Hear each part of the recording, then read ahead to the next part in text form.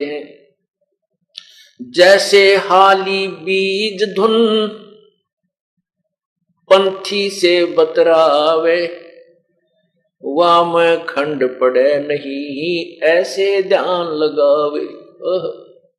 जैसे हाली बैलों के साथ हल के साथ में एक बीज बीजने का एक पाइप बांध लेता, उसने ओरना बोलते हैं रोहतक जिले में, ओरना। उस बीज उस पाइप के माध्यम से बीज बीज रहा है और बैल हल जोत रहा है। रास्ते में एक यात्री आ जाता है पंथी, और उस हाली से रास्ता पूछता है कि भाई मैंने इस गांव में जाना है, क्या मैं ठीक जा रहा हूं? तो हाली उसकी तरफ ध्यान नहीं देता, उसकी बातों को अवश्य सुनता है और अपने काम में बिजी है। बीज भी छोड़ता जा रहा है, हल भी जोत रहा है, और चलता चलता उस यात्री को भी कह रहा है भाई सीधा चला जा, रास्ता तेरा ठीक है, आगे बाएं मुड़ जाना और फिर सीधा निकल जाना। कहते जैसे हाड़ी बीज धुन, उसका विशेष ध्यान तो हाथ पे है जो बीज छोड़ रहा है, और पंथी से बतलावे, हुआ में खंड पड़े नहीं ही ऐसे ध्यान लगावे। ऐसे स्मरण होता है, ऐसे वो सहज समाधि होती है, ऐसे ढोंग ऐसे हठ योग को प्रत्येक शास्त्र में मना किया। तो इस बात की खटक वाजिद जी का लगी, भैया बात तो आज नहीं सुनी मैंने। तब उसने कहा कि भक्त मुझे कोई रास्ता बता फिर। तब धन्ना जी ने कहा कि मैं अपने गुरुदेव से आपको मिलाऊंगा, आप उनसे सत्संग सुनो, विचार सुनो और उपदेश लीजिए।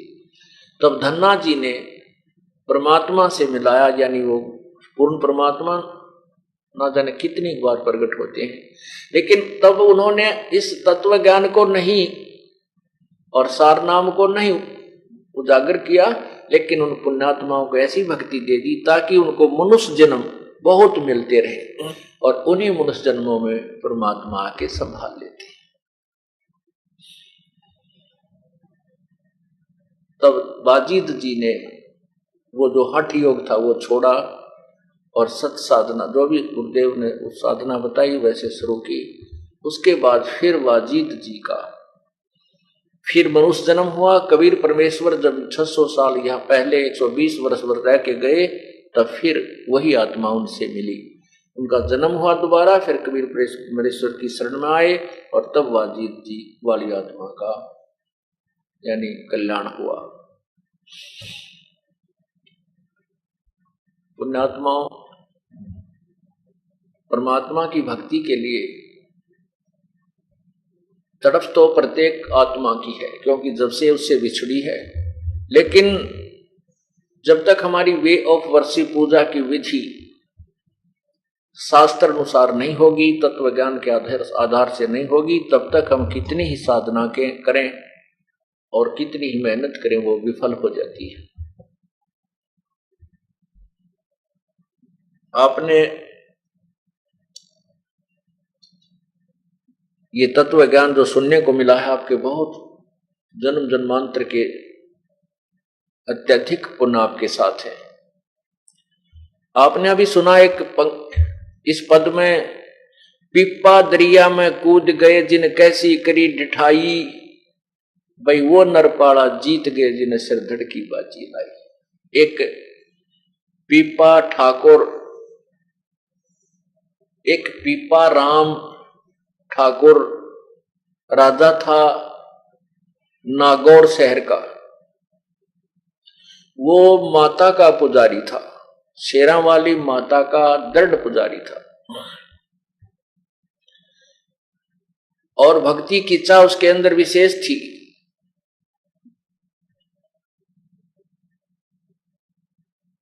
भक्ति की इच्छा उसके अंदर विशेष थी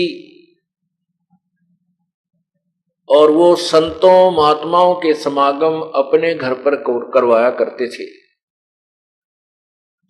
उधर से पूर्ण परमात्मा कबीर देव जी काशी में प्रकट थे और स्वामी रामानंद जी को उन्होंने तत्व ज्ञान से परिचित करवा दिया था। उसके बाद रामानंद जी की मंडली उस तत्व ज्ञान का ही प्रचार किया करती थी, आन उपासना को मना करने लगे। एक दिन रामानंद जी की मंडली और पीपा ठाकुर राजा के नगर में वहां पर किसी के यहां सत्संग कर रहे थे, तो राजा को पता चला, तो राजा ने उनको अपने पास भी बुला लिया। तो उसमें उन्होंने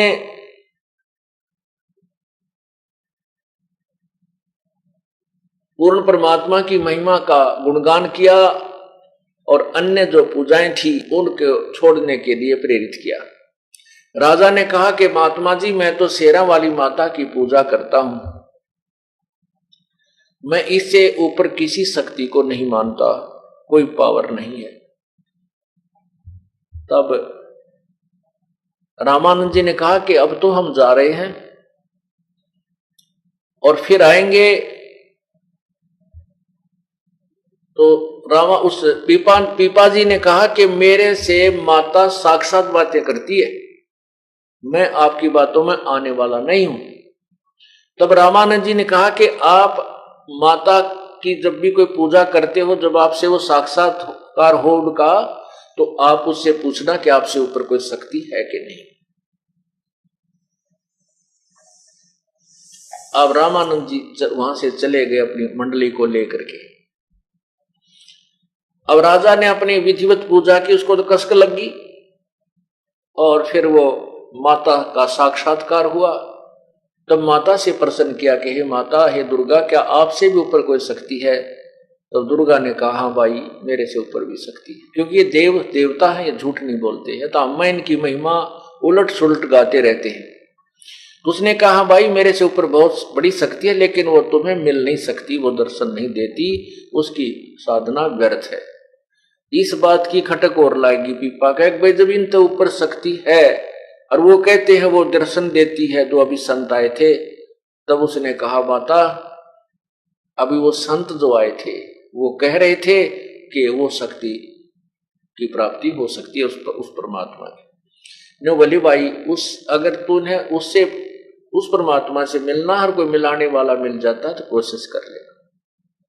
यूं कहकर अंतर्ध्यान हो गई। अब दोबारा जब वो रामानंद जी गए मंडली लेकर के, तो तत्व ज्ञान सुना और कहा, मैंने माता से पूछ लिया है कि वास्तव में और शक्ति है, तो मैं आपके साथ चलूंगा, मैं इस राज्य को त्यागता हूं।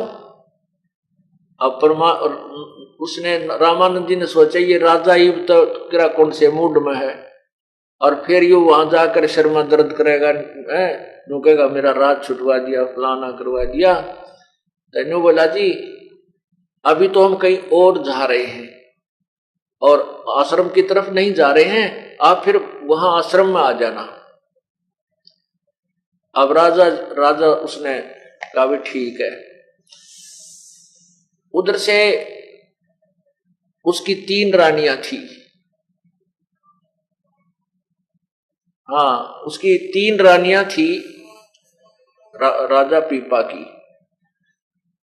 तो वो तीनों रानियों ने भी कहा कि हम भी आपके साथ चलेंगी, हम भी आपके साथ चलेंगी। अब पीपा जी को समस्या होगी, उसने रामानंद जी से कहा कि हे गुरुदेव, या तो समस्या ज्यों की तो रहेगी, ये रानियां मेरे साथ फिर चलेंगी, वो बखेड़ा वहां फिर रहेगा, इनकी रोज लड़ाई रहेगी, मैं इनके सुलटाने में लग गया रहूंगा। हे भगवान, अब इन तो पीछा और छुटवाओ, आपका कोई विधि बताओ। तब परमात्मा रामानंद जी ने कहा कि एक तरकीब है, तीनों को बुलाओ। अब तीनों रानी, परमात्मा बोले भी, रामानंद जी बोले भी ठीक है, तुम भी बोलो तैयार, राजा के साथ चल पड़ना।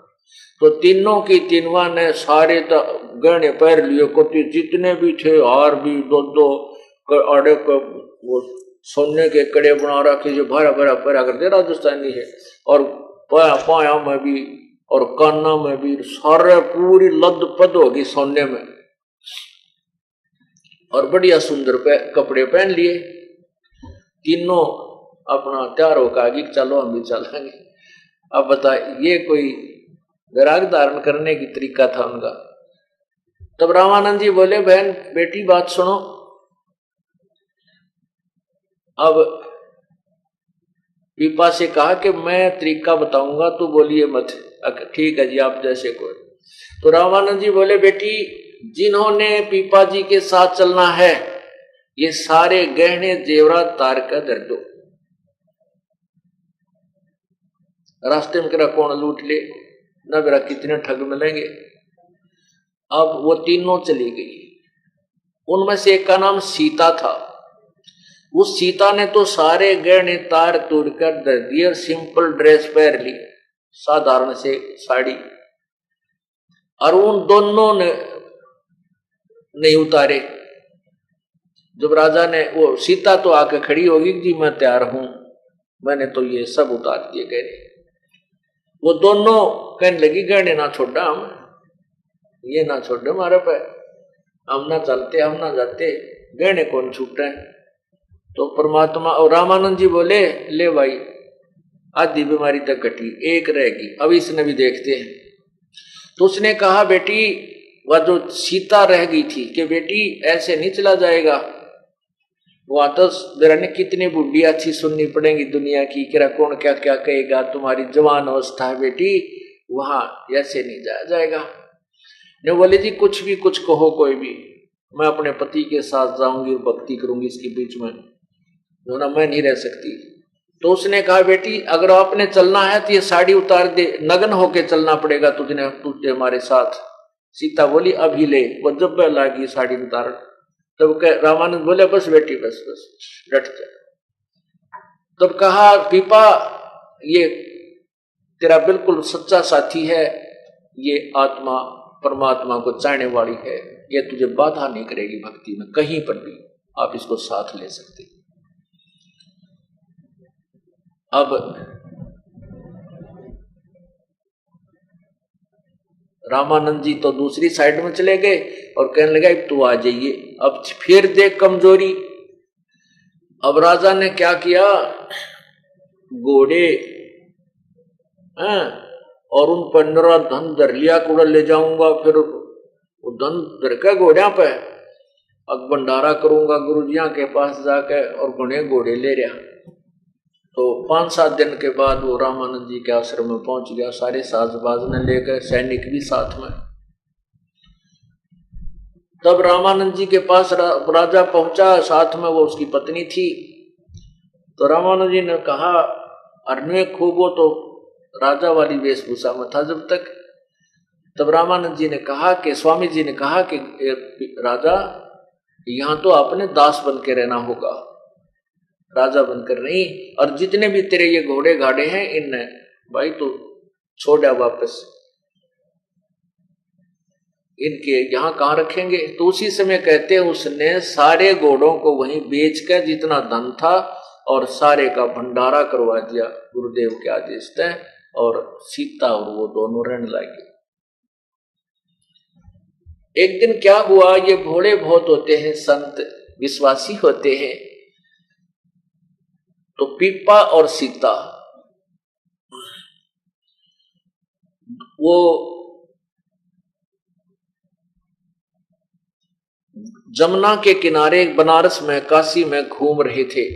अब उन्होंने इतना तो सुना था कि भगवान श्री कृष्ण की द्वारका दरिया में यानी समुद्र जल ने डबो रखी है।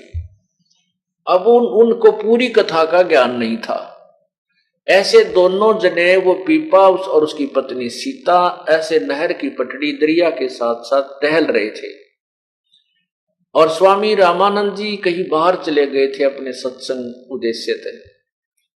तो वो बैठे बैठे बातें करने लगे। भोले होते हैं संत।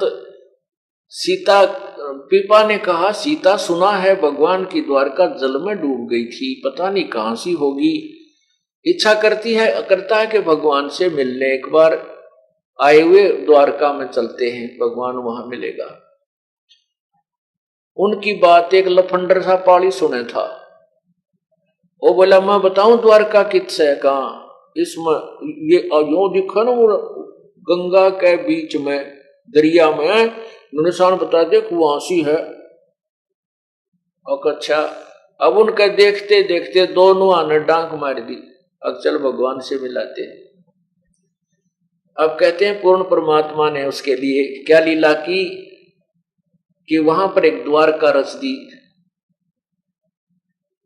उस जल में, दरिया उस जमुना के जल में, गंगा के जल में। और ऐसे ही वहां कृष्ण रूप धार के पूर्ण परमात्मा उस पीपा और सीता के साथ रहा, उनको खूब अच्छे भोजन करवाए हैं। और भाई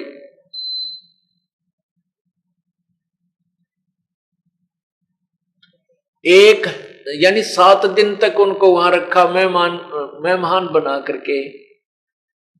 उधर से क्या हुआ कि वहां आसपास नगरी में शोर मच गया कि 2 भगत, 2 साधु और गंगा में डूब कर मर गए। उस पाड़ी ने धमकावे, सारे उस ग्वाले को धमकावे और उसको बुरा भला के निकम्मे तूने क्या किया, यू तूने क्या कहा इनको। उस पाली ने बताया, ग्वाले ने कहा कि ये मेरे से न्यू पूछे थे कि यहाँ बताते हैं द्वारका है जल में, वो कहां सी है। मैंने तो मजाक कर दिया, कुआरी इसको बीच में है, वो बीच के अंदर है दरिया में। इन्होंने मेरी दूसरी बात सुनी है, कोई ना डांक छलांग लगा दी। दो भक्त मर गए, 2 भक्त मर गए। दरिया का पानी था, उसमें लाश भी ना पावे, तेरा कित जावे। तो कहते 7 दिन तक परमात्मा ने वो वहां रखे। और 7वें दिन कहने लगे भगवान हम जाते, हमारे गुरु जी आगे होंगे। पूर्ण परमात्मा बंदी छोड़ने का, अच्छा बेटा जाओ, और यूं करो ले एक अंगूठी दे देता हूं, दोनों के इसी बढ़िया सोने की अंगूठी छाप पहना दी और उस पर लिख रखा कृष्ण, श्री कृष्ण। क्योंकि वो श्री कृष्ण माता तो ऊपर के श्री कृष्ण जी ने मान बैठे, क्योंकि अब पुराना रंग भी जल्दी से नहीं जाता, तो उस पर लिखा श्री कृष्ण। वो दोनों बार आए 7वें दिन, तो वहां आसपास के लोग देख रहे आदमी ये दोनों जिंदे आ गए, तो सारे भाग के इकट्ठे हो गए। खेतों वाले कहने लगे आप मर गए थे। तो बोला हम क्यों मरे, वो जो भगवान नहीं बचते, हम तो भगवान से मिलकर आए हैं, श्री कृष्ण जी की द्वारका में गए थे और वहां 7 दिन भगवान के साथ वहां ग्वाल बालों में खेल कर आए हैं। वो कहने लगे नहीं जस्ती, देखो भगवान ने हमारे को छाप दी है अंगूठी, दोनों पैर एक एक। अब पुण्यात्मा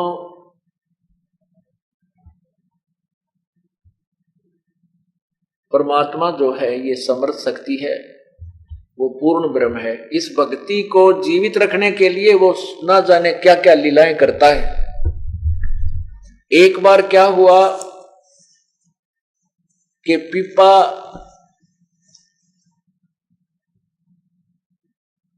और सीता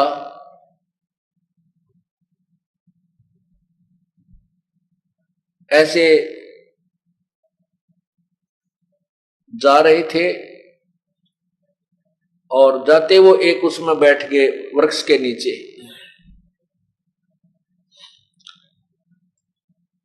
एक सेठ वहां पर आया और उसने कहा कि बाबा जी तेरे को भूख लगी होगी। कहाँ भाई, भूख तो लगी जाती है। तो उनको भोजन कराया, अच्छी तरह आहार करवाया। फिर कहने लगा कि इस औरत का तू क्या करेगा बाबा जी, ये दुखी हो रही तेरे साथ, इसको मेरे साथ भेज दे, मुझे दे दे। मैं बोला ले जा भाई, तेरा भलाओ, मैं भी दुखी हो रहा हूं, इस तरह ले जा। और सीता उसके गेल उठ कर चल पड़ी। अब जा भगवान, तो सेठ के पास जा, इसको आवश्यकता होगी रोटी टूका बनाने की, खाना खुना बनाने की, चली गई। अब उसने सेठ ने तो ऊपर चौबारे में छोड़ दी, तू यहाँ नहा धो ले और कपड़े कुपड़े बदल ले, अच्छे बढ़िया कपड़े ला दिए। अब सेठ जी आध घंटे के पाछे गया, ऊपर कुआड़ खोले तो वहां शेरनी का रूप धारण करके वह शेरनी दिखाई दी। और सेठ जी तो उल्टा कुला करता हुआ पड़काले में कानून लोट करता हुआ तड़ा आगे पड़ा, मर गया मर गया मर गया, क्या हो गया? तो किसी नहीं बताओ, भाजा गया जहां पीपा जी बैठे थे। कहने लगे महाराज जी उसने ले आओ ना भाई, राख तो है अभी तो कुछ दिन राखते ले, आज भी ना पूरा भी दिन ना होया रहता है। ने बोला नहीं कति मर जाएगा मैं तो मार दिया, बोला वो शेरनी बन की बात है। जब पीपा गया ने बोला आजा भगवान, इसे बुद्धिहीन तो बहुत मिल लेंगे अपन को। इस प्रकार पुण्यात्माओं परमात्मा के नाम पर लगने के बाद कुछ आपत्तियां भी आती हैं, परमात्मा उनकी मदद भी करता है। एक दिन क्या हुआ, पीपा जी जा रहे थे शहर में, एक मुसलमान के घर जन्म एक तेलन बैठी थी दुकान, वो अपने घर पे बाहर मतलब कहीं मिल गई रास्ते में। और राजा और पीपा ने कहा कि बेटी राम राम बोल, राम राम। ने बोली क्योंकि मुसलमानों में कहते हैं कि राम नाम जब बोल रहे हैं जब कोई मर जा, वैसे राम नहीं कहते वो। तो मालन बोली कि राम राम क्यों बोलूं, हमारा कोई मर रहा है, तुम बोलो राम। ने बोला अच्छा राम राम कोई मरने के बाद बोला जाता है? कहा हमारे तो मर जाना कोई जब राम बोला करें। पीपा कहे तेरा कौन इसम, तेलन कहे तेरा कौन इसम, तेरा कौन धर्म है, तू मुझे राम राम कहने को बोल रहा है? पीपा बोला तेरा मरियो खसम। अक्चल राम तो बोल रहे तेरा खसम मर जाएगा, पति मर जाएगा। अब मालन घर पे आई, देखा तो तेली जो है अपने उस बैल के लिए घास को ठीक चारे को ठीक करे था, न्यार रोड़े था, चनों का घास था, उसको ऐसे करके उसमें तो वो मोटे मोटे लकड़ी से बाहर निकाल दिया करें उसको, पशु को खाने में दुखी ना हो, ऐसे कर रहा था। तो उधर से संत ने कहा तेरा मरियो कसम, ओढ़े लो डिग गया, वो मर गया। अब पीपा और तेली मर गया। और जो ही उस तेलन ने आके घर पर देखा तो तेली मरा पड़ा। तो वो आसपास के लोग इकट्ठे हो गए और कहने लगे लाओ किताब बोलो इब राम राम। पीपा जी फिर पहुंच गए, अकमाई ले ही बोल तू राम राम। अरे पति मर गया तेरा, अब तो राम बोलेगी। तब पाया पड़ गए सारे, और जितने भी परिवार के सदस्य थे सारी कहानी बताई उसने जी, ऐसे ऐसे मेरे से मुख से ये निकल गया कि तुम बोलो राम थारे मर जा, जब तुम बोलो हमारे कोई मर गया, जब हम तो तब बोलते हैं, हमारा कोई मरा थोड़ा ही है। तो ये बोला ले तारा मरे जागा, तेरा पति मर जाओ। फिर तब बोलेगी भगवान का नाम तू। फिर पैर पकड़ लिए सारे उस कुल के लोगों ने, मालन ने, उस तेलन ने भी माफी मांगी। तब परमात्मा ने वो पकड़ कर उस पीपा जी ने पकड़ कर बाजू और तेली खड़ा कर दिया, उठ भाई। तब उनको प्रचार समझाया कि भगवान के नाम में ये भिन्नता मत करो, राम कहो, अल्लाह कहो, साहेब कहो चाहे खुदा, और सर्व आत्मा साहेब की वो ना ही कहो से जुदा। वो सब आत्माओं से एक परमात्मा की है। तुम ऐसी बाढ़ बना कर मत बैठो, हम राम नहीं कहें, हम अल्लाह नहीं कहें, नहीं, ये सब शक्ति बोधक शब्द हैं उसी परमात्मा के। तो पुण्यात्माओं, जब रामानंद जी थक गए और कहा कबीर प्रभु से कि प्रभु आप ही संभालो सारे साथ बात रहे, तब परमात्मा ने उस पीपा जी को भी, कबीर परमेश्वर ने पीपा जी को, रविदास जी को और मीराबाई को, और भी बहुत से जो उनके उपदेशी थे जो उनको उपदेश दिया और उनका कल्याण किया। अब पुण्यात्माओं, साधना पूर्व जन्म की जो साधना थी उस पिछले जन्म की कमाई से ही इतनी हिम्मत आती है कि दरिया में कूद जाना, अपनी पत्नी को किसी के साथ भेज देना। उनको विश्वास इतना दृढ़ बन जाता परमात्मा पे कि इसको आंच नहीं आ सकती, ये सत्य के ऊपर है और प्रभु हमारे साथ है। तो इतना दृढ़ विश्वास होना भी कोई बालकों का खेल नहीं है। ये भी पूर्व जन्म जन्मांतर के ना जाने कितने जन्मों की पुण्य कमाई आपके साथ होती है। लेकिन भविष्य में, वर्तमान में यदि कोई साधना ठीक नहीं मिलती है तो वो सब धरी की धराई रह जाती है और सब नरक के भागी बनते हैं।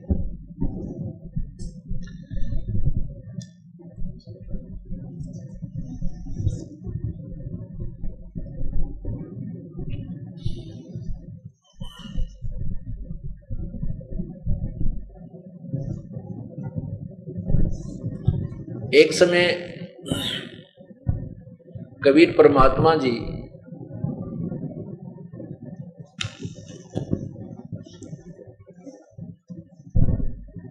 किसी भक्त के यहाँ सत्संग, वहां काशी में, बनारस में सत्संग किया करते थे। तो वहां एक दामोदर नाम के एक सेठ रहते थे काशी बनारस में। बहुत बड़े सेठ थे, उनके अपने जहाज थे और जहाज के माध्यम से वो दरियाओं के अंदर, बड़ी बड़ी दरियाओं नदियों के अंदर से जहाज ले जाता था और दूसरे जो है ना प्रदेशों में जाकर के व्यापार बिजनेस किया करता था। वो बहुत ही धार्मिक व्यक्ति था, भगवान श्री राम श्री कृष्ण का पक्का पुजारी था। उसकी पत्नी धर्मवती, वो भी बहुत ही श्रद्धालु थी, परमात्मा की चाहने वाली थी।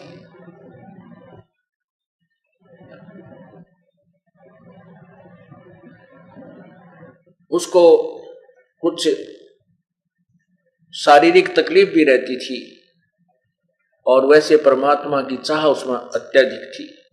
एक दिन परमात्मा ने कृपा की कि वहां एक उस दामोदर सेठ के घर के आसपास ही सत्संग किया।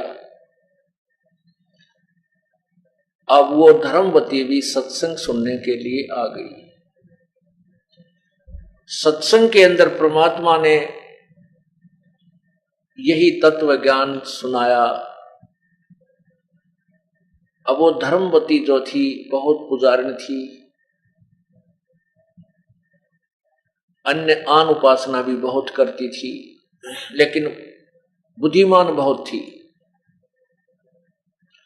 परमात्मा ने पूरा ज्ञान समझाया कि ब्रह्मा विष्णु महेश की पूजा जो की जाती है, इन पूजाओं से मोक्ष नहीं होता। और भी आत्म ज्ञान समझाया और भक्ति के मार्ग में चेतावनी दी। क्या कहा? सत्संग में बताया,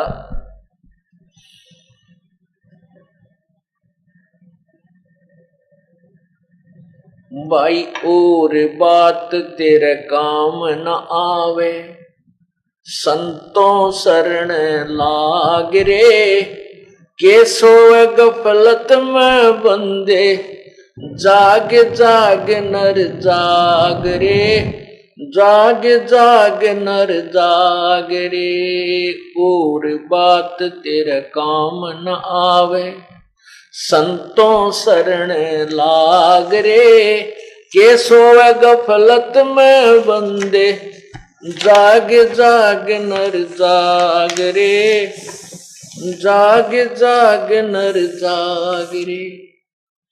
इस तन सराय में जीव मुसाफिर, ये करता रहे दिमाग रे।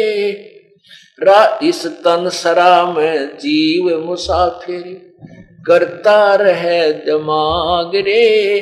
रात बसेरा कर ले डेरा, चले सवेरा त्याग रे, चले सवेरा त्याग रे। और बात तेरे काम न आवे, संतों शरण लाग रे, के सोए गफलत में बंदे, जाग जाग नर जाग रे, जाग जाग नर जाग रे। इस तन सराय में जीव मुसाफिर, करता रहे दिमाग रे। तन सराय में जीव मुसाफिर, करता रहे दिमाग रे। रात बसेरा कर ले डेरा, चलो सवेरा त्याग रे, चले सवेरा त्याग रे। और बात तेरे काम न आवे, संतों शरण लाग रे। के सोवे गफलत में बंदे, जाग जाग नर जाग रे, जाग जाग नर जाग रे। उमदा चोला बना अनमोला, ये लगे दाग पे दाग रे। उमदा चोला बना अनमोला, लगे दाग पे दाग रे। 2 दिन की गुजरान जगत में, क्यों जले बिरानी आग रे, जले बिरानी आग रे। और बात तेरे काम न आवे, संतों शरण लाग रे।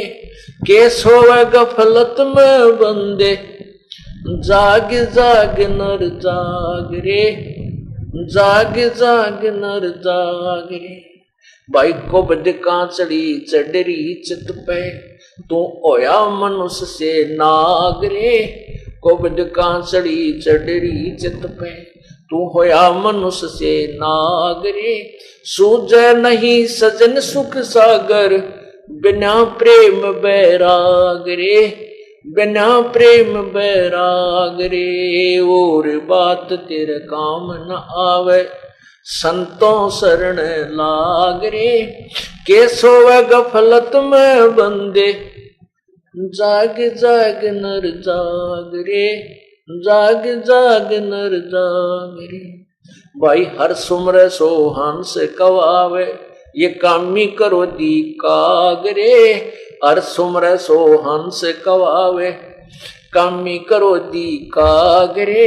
बोरा न भर में विष के वन में, चल बेगमपुर बाग रे, चल बेगमपुर बाग रे। और बात तेरे काम न आवे, संतों शरण लाग रे। के सोवे गफलत में बंदे, जाग जाग नर जाग रे, जाग जाग नर जाग रे। भाई शब्द सैन सतगुरु की पेछानी, पाया अटल सुहाग रे। शब्द सैन सतगुरु की पेछानी, पाया अटल सुहाग रे। नतानंद महबूब गुमानी, वो परगट पूर्ण बाग रे, परगट पूर्ण बाग रे। और बात तेरे काम न आवे, संतों शरण लाग रे। के सोवे गफलत में बंदे, जाग जाग नर जाग रे, जाग जाग नर जाग रे। सत्संग के अंदर बताया कि गुरु बिन माला फेरते, गुरु बिन देते दान। गुरु बिन दोनों निष्फल हैं, चाहे पूछो वेद पुराण।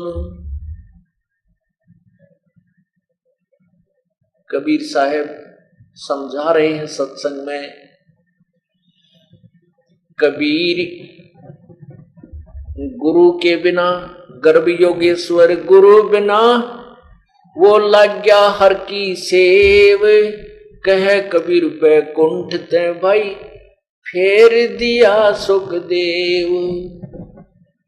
परमात्मा समझा रहे हैं उस दिन सत्संग के अंदर, तत्व ज्ञान के आधार से भिन्न भिन्न कहानी सुनाई कि ब्रह्मा विष्णु महेश की साधना से केवल स्वर्ग प्राप्ति होती है, और स्वर्ग प्राप्ति करके ये प्राणी फिर वापस 84 लाख योनियों में भ्रमता रहता है, पूर्ण मोक्ष नहीं होता। पूर्ण ज्ञान समझाया, सृष्टि रचना सुनाई, और फिर कहा कि साधना भी जो की जाती है वह गुरु के बिना, वो भी गुरु पूर्ण हो, गुरु के बिना मोक्ष नहीं हो सकता। गुरु बिन वेद पढ़े जो प्राणी, समझे न सार रहे अज्ञानी। गुरु बिन काहु न पाया ज्ञान, जो थो था वो छड़े किसाना।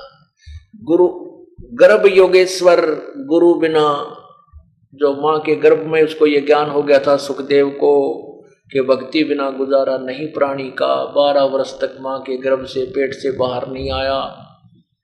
12 वर्ष के बाद जब बाहर आया तो उठकर घर से भाग लिया, माता पिता को दर्शन भी नहीं दिए, अपनी और नाल कमर पर डालकर भाग लिया। वो आगे जाकर अपने आप पर काट पीट कर और नाल और भक्ति में लग गया। और पूर्व जन्म की साधना के कारण उसके अंदर इतनी प्रेरणा थी और उसी कारण से स्वर्ग में वैकुंठ में भगवान विष्णु के लोक में चला गया। उसका गुरु नहीं था कोई भी, इसलिए सुखदेव ऋषि को भी वैकुंठ से स्वर्ग से वापस भेज दिया गया। फिर राजा जनक गुरु किए, फिर कीनी हर की सेव, कह कबीर वैकुंठ में उल्ट मिले सुखदेव। फिर गुरु राजा जनक से गुरु उपदेश लेकर के उस सुखदेव ऋषि ने फिर भगवान की साधना की तो फिर वो स्वर्ग में चला गया। और भी बहुत सी कथाएं सुनाई।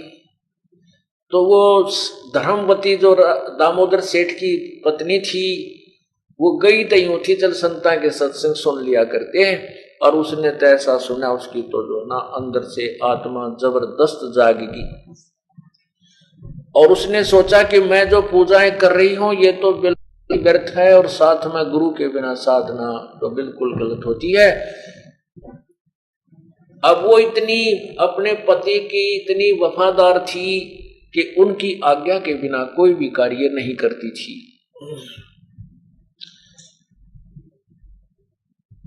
अब उसको धर्मवती को यह तड़फ लागी कि आज क्या करूं। परमात्मा ये भी साथ में कह रहे थे, आज कर काल करे सो आज करे, आज करे सो अब, भाई पल में प्रलय हो जागी, फिर करेंगे कब। क्या बेरा सांस का, इस श्वास का क्या पता कै दिन का ये कब यहां से चला जाए, ये प्राणी और सब साजबाज रखा रह जाए। नहीं भरोसा देही का ये बिनस जावे छनमाही, भाई श्वास उश्वास में नाम जपो और जितन का सुनाई। कहने का भाव ये है कि उस धर्मवती को इतनी प्रेरणा होगी, ये भगवान नाम तो लेना चाहिए, ऐसे गुरु इतना बढ़िया ज्ञान बताने वाले कब कब मिले। उधर से उसके साथ धर्म संकट खड़ा हो गया कि मैंने पति की आज्ञा नहीं ली और बात बिगड़ गई और नाम लेना चाहती हूँ। तो उसने अपनी सहेली से कहा कि बहन जो परमात्मा कबीर जी की शिष्या थी, कहने लगी मैं तो नाम लेना चाहती हूँ पर मेरे सामने एक समस्या आ गई। क्या कि मैंने अपने पति से पूछा नहीं, आज्ञा नहीं ले रखी, कहीं वो मेरे से नाराज हो जाए। मैं कोई ऐसा कार्य नहीं करती जिससे मेरे पति की आत्मा दुख पावे। तो वो बहन बोली चलो गुरुदेव के पास चलते हैं, जैसा जो समाधान वही बताएंगे। तो दोनों जनी वहां गुरुजी बैठे थे सत्संग के उपरांत। तो कहने लगी बस धर्मवती सेठानी ने कहा कि हे गुरुदेव, हे महाराज जी, आपके ज्ञान को सुनकर मैं गदगद हो गई हूँ और मैंने गुरु नहीं बना रखा, मैं आपको गुरु बनाना चाहती हूँ। परमात्मा बोले बेटी फिर ना उपदेश ले, इसमें देरी क्यों कर रही है कि मेरे सामने एक धर्म संकट खड़ा हो गया। हे प्रभु आप ही उसका समाधान करो, एक समस्या है। परमात्मा ने कहा क्या समस्या है बताओ। कि मैं कोई भी आज तक मैंने कोई काम ऐसा नहीं किया है तो अपने पति की आज्ञा ना ली हो।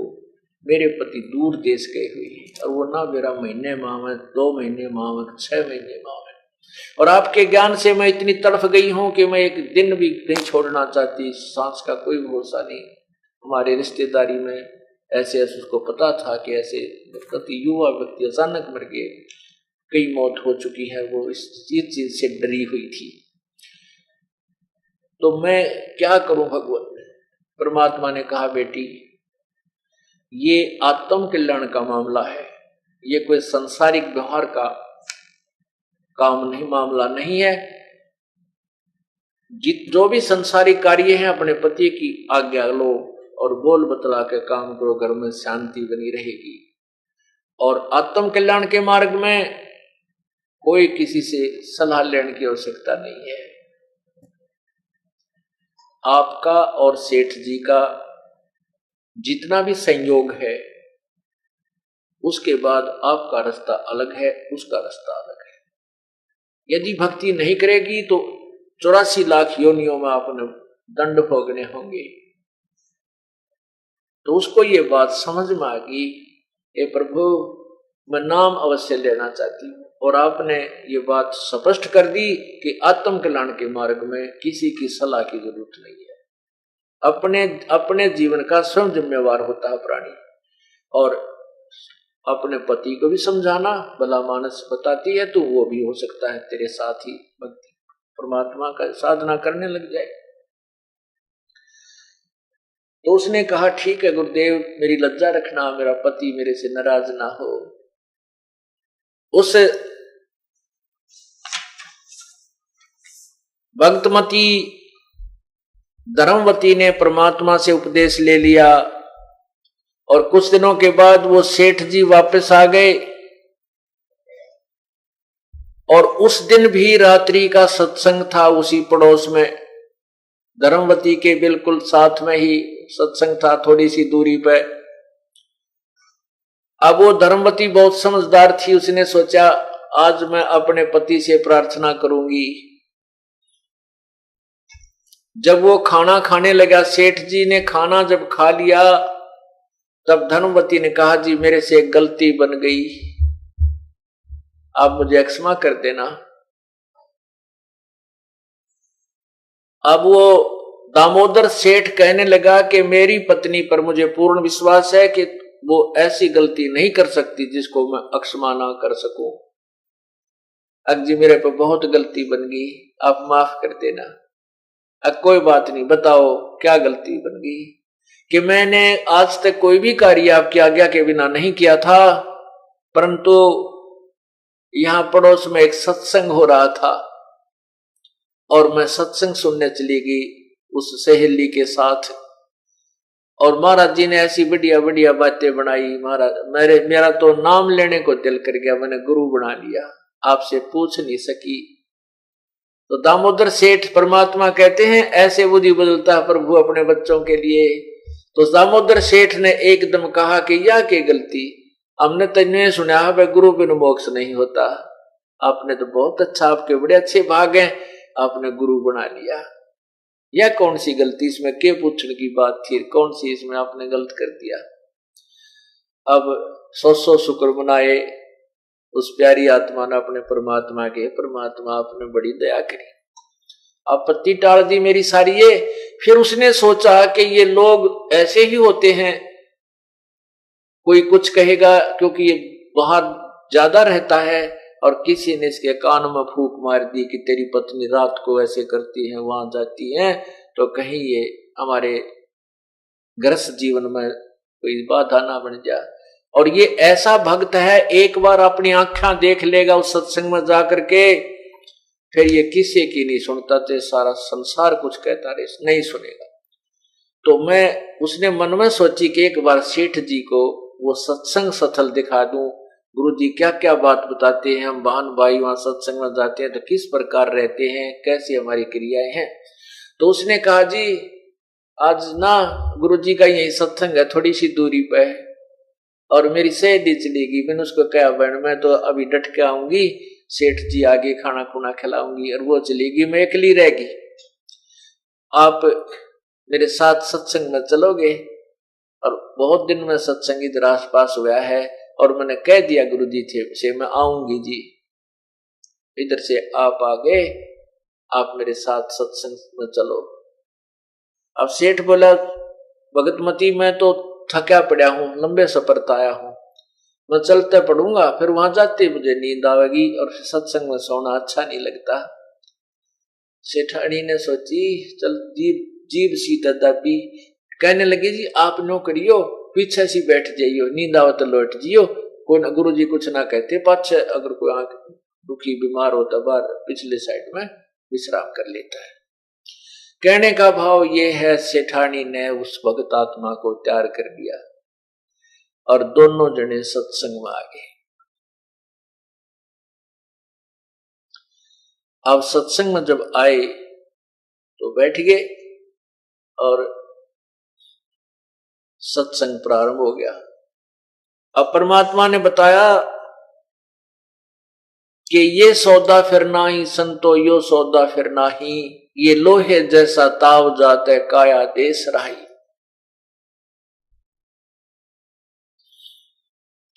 तीन लोक और भवन चतुर्दश सब जग सौदे आही, और दुगने तिगने किए चौगने किन्हों मूल गवाही।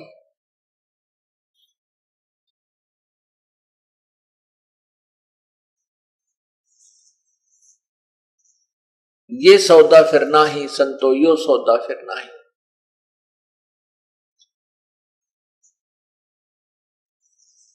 फिर क्या बताते हैं कि ये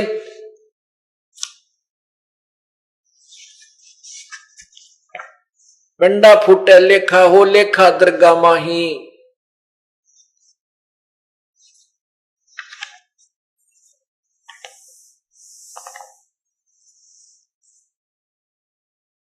कहते हैं उस दरगाह में मार पड़ेगी त्रियम पकड़ेंगे बाही, वह दिन की मोह डरनी लागे लज्जा रैक नाही। नर नारायण दे ही पाके तू फेर तुरासी जाही, और जा सतगुरु की मैं बलिहारी जो जामन मरण मिटाही।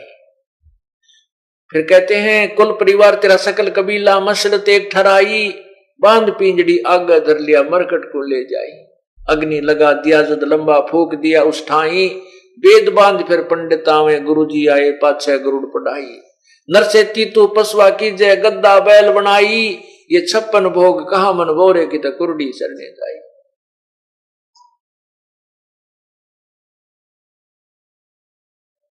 और जय सतगुरु की कहते हैं बहुत श्राद्ध खान को प्रेत सला पे जा बराजे पितरों पिंड भराई, और बहुत श्राद्ध खान कुआए फिर काग वे कलमाई। जय सतगुरु की संगत करते तेरे सकल कर्म मिट कट जाई, अमरपुरी पर आसन होते जहां धूप ना छाई।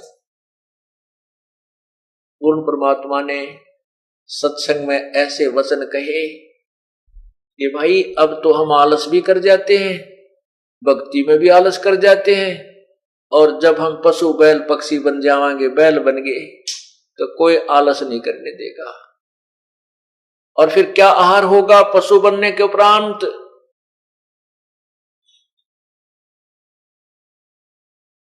ये 56 भोग कहां मन बोड़े, कहां कित कुरडी चरने जाई। आज मनुष्य भूख लगती है, दूध पी ले, फल खा ले, रोटी खावे, समय पर पानी पी ले, चाय पी ले, और एक राम नाम के बिना भाई फिर पशु बन जाएंगे।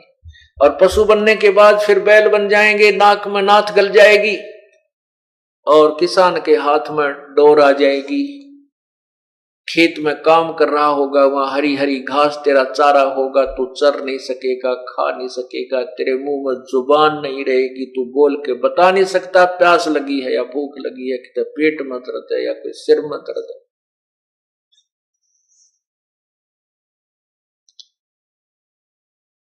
अब सेठ जी को कहां नींद आवे थी, वह पुण्यात्मा का उसका तो कलेजा धड़कन लग गया, दिल की धड़कन बढ़ गई, तरह गजब हो गया, या तो बहुत बूढ़ी बनेगी।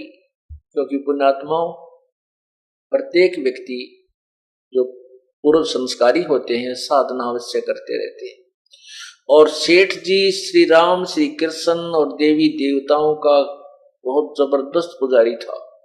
उसने जहाज के एक पूरे कक्ष में सभी देवताओं की मूर्तियां सजा रखी थी, सबकी जो तगड़ी पूजा करता था, आरती उरती करता था, क्यों सफर लंबा होता था, जाते आते भी खूब टाइम लग जाता, और फिर वहां भी अपने व्यापार बिजनेस करते समय भी जहाज में आकर विश्राम करता था, तब भी अपनी उसमें खूब पूजा, सारी मूर्ति राम की, कृष्ण की, सभी देवताओं की, देवी की, ब्रह्मा विष्णु महेश की, सबकी लगा रखी।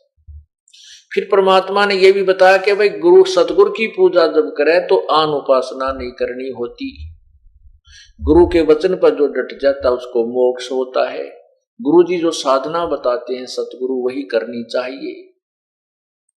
और गुरु के बिना मुक्ति नहीं होती। गुरु बिन माला फेरते, गुरु बिन देते दान, गुरु बिन दोनों निष्फल हैं से पूछो वेद पुराण। अब सेठ जी कहा तो थका हुआ था, सेठानी उसकी तरफ देख रही थी, उसको मालूम था कि ये इतनी पुण्यात्मा का आदमी है, ये एक बार गुरु जी के वचन सुन लेगा, ये मेरे से भी 21 भक्ति करेगा, क्योंकि वो सत्संग परमात्मा के सुन चुकी थी। और उसको सेठ जी के स्वभाव का भी पता था कि बहुत निर्मल आत्मा है, ये तो और शीघ्र ग्रहण करेगा। अब सत्संग समापन हुआ।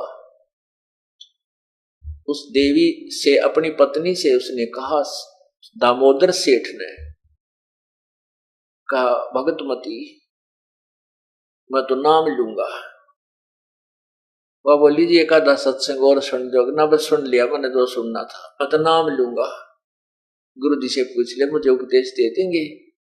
तो वो कहने लगी जी मैं पता करती हूँ, इनकी मौज है, आज्ञा मौज हो जाते दे भी देंगे, पता कर लेती, अब पूछ ले बस, मैं तो नाम लूंगा।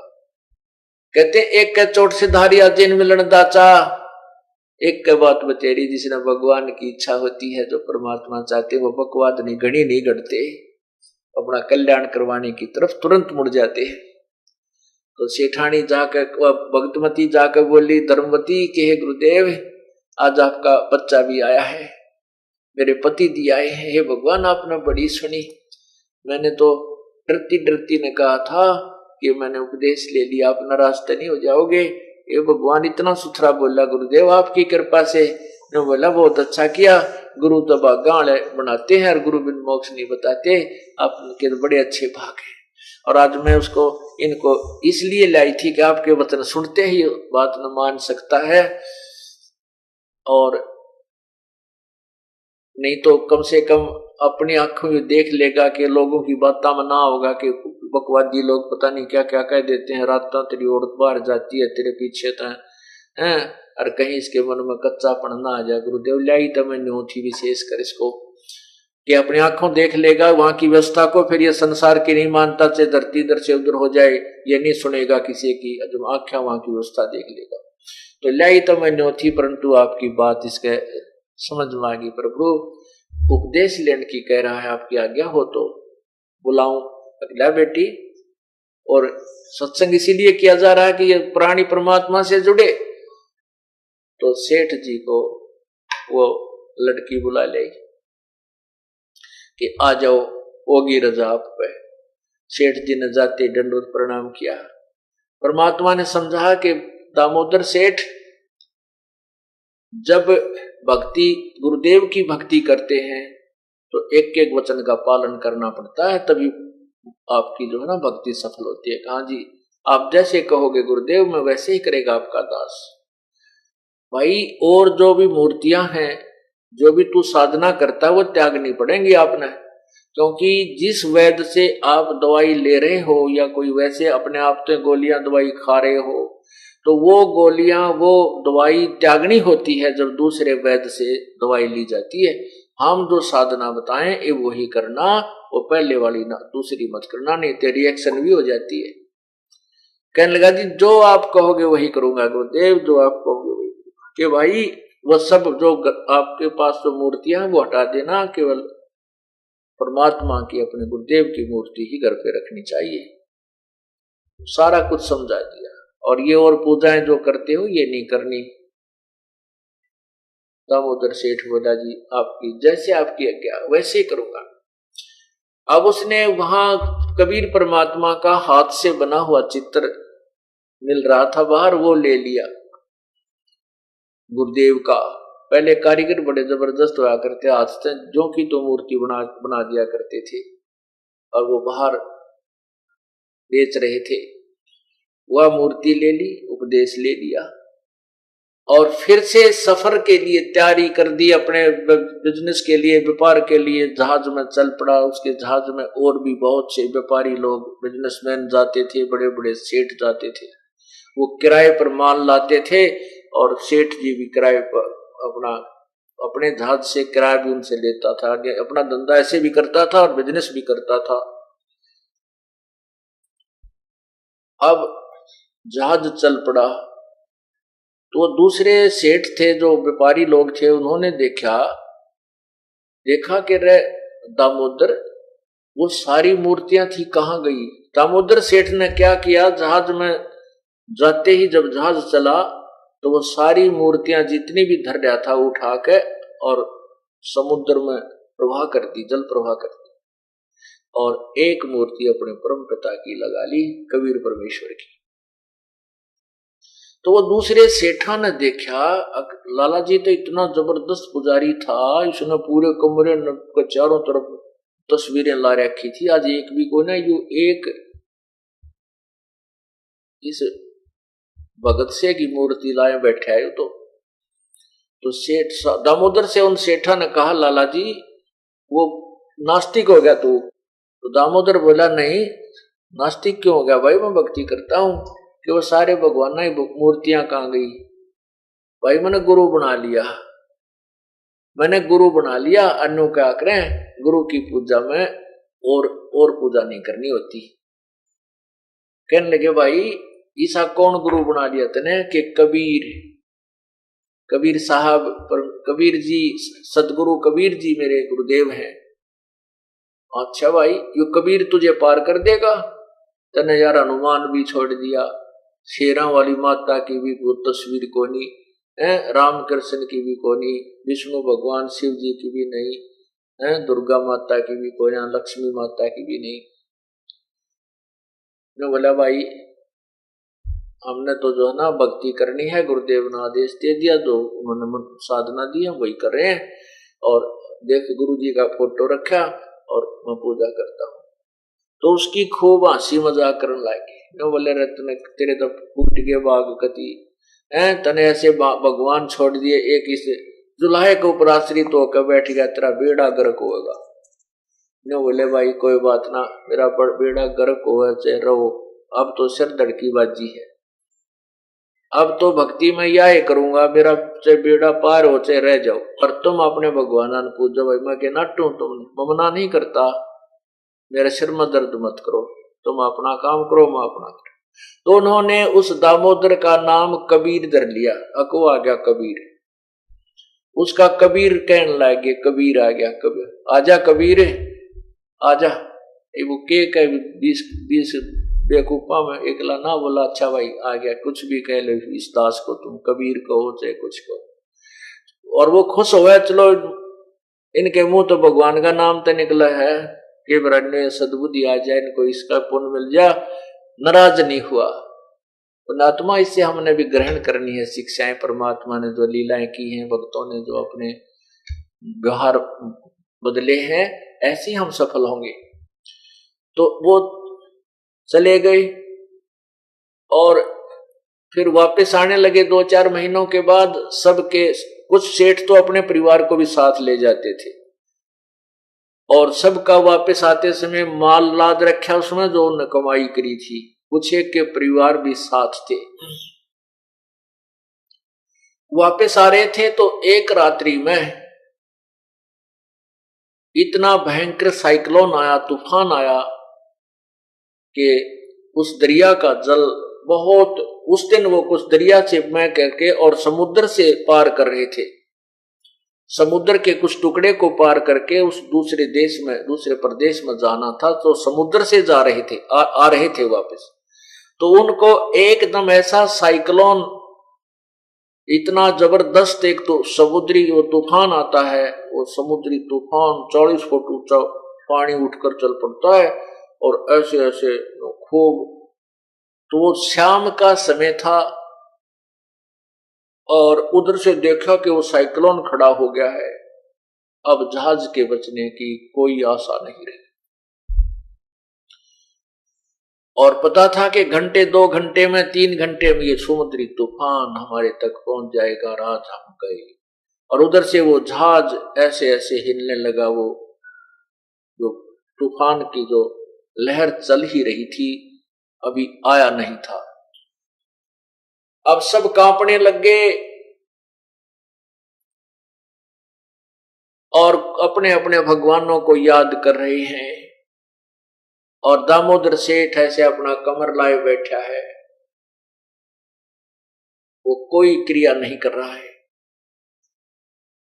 जब देखा कि बात कति बिगड़ने वाली है और जहाज डूबेगा, आज नहीं बच सकते, तब सभी सेठों ने कहा, उन यात्रियों ने कहा कि दामोदर, उनमें से एक सियाना भगत था, सेठ था, वो कहने लगा, भाई इन्हों क्या करें, भगवान गुरु के भगत की गणी सुना करे, और गुरु भगत जो दामोदर है इससे कहो ये भी अपने गुरुदेव ने याद कर ले।